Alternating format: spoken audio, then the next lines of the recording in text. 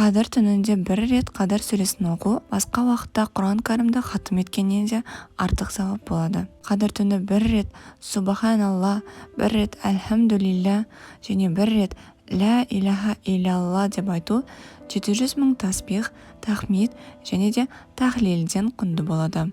Бұл түні қойса ондай уақыт, яғни аз уақыт намаз оқу, ғибадат ету, бір ай барлық түндерді таңға дейін ғибадат етуден де құнды болады. Қадір түнінде бірінші Ихлас сүресін 100 рет оқу керек. Екінші Қадір сүресін 100 рет оқу.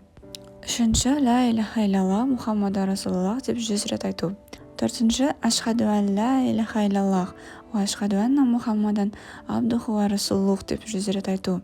Бесінші Астағфируллах деп 500 рет айту.